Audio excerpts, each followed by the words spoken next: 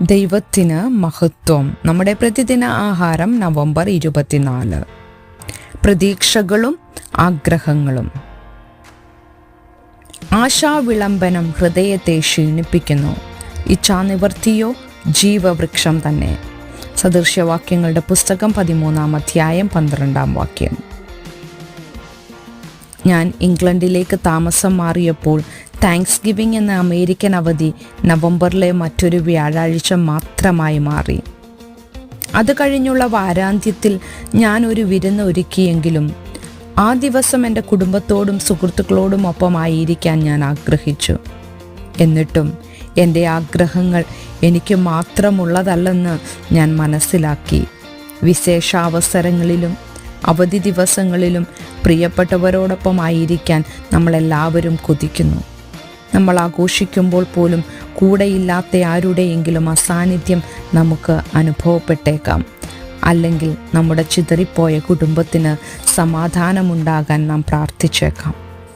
ഇത്തരം സമയങ്ങളിൽ ശലോമോൻ രാജാവിൻ്റെ ഒരു സദൃശ്യവാക്യം ഉൾപ്പെടെ ബൈബിളിലെ ജ്ഞാനത്തെക്കുറിച്ച് പ്രാർത്ഥിക്കുകയും ധ്യാനിക്കുകയും ചെയ്യുന്നത് എന്നെ സഹായിച്ചിട്ടുണ്ട്. ആശാവിളംബനം ഹൃദയത്തെ ക്ഷീണിപ്പിക്കുന്നു, ഇച്ഛാനിവർത്തിയോ ജീവവൃക്ഷം തന്നെ. ഈ സദൃശ്യവാക്യത്തിൽ ആശാവിളംബനം സംഭവിക്കുമെന്നാണ്. വളരെയധികം ആഗ്രഹിച്ച ഒന്നിൻ്റെ കാലതാമസം ഉത്കണ്ഠയ്ക്കും വേദനയ്ക്കും കാരണമാകും. എന്നാൽ ആഗ്രഹം പൂർത്തീകരിക്കപ്പെടുമ്പോൾ അത് ജീവൻ്റെ ഒരു വൃക്ഷം പോലെയാണ്. ഉന്മേഷവും ഉണർവും അനുഭവിക്കുവാൻ നമ്മെ അനുവദിക്കുന്ന ഒന്ന്. നമ്മുടെ ചില പ്രതീക്ഷകളും ആഗ്രഹങ്ങളും ഉടനടി നിവർത്തിക്കപ്പെടണമെന്നില്ല. ചിലത് നാം മരിച്ചതിന് ശേഷം ദൈവത്തിലൂടെ മാത്രമേ നിറവേറ്റപ്പെടുകയുള്ളൂ. നമ്മുടെ ആഗ്രഹം എന്തു തന്നെയായാലും അവൻ നമ്മെ നിരന്തരം സ്നേഹിക്കുന്നുവെന്നറിഞ്ഞുകൊണ്ട് നമുക്ക് ദൈവത്തിൽ ആശ്രയിക്കാം.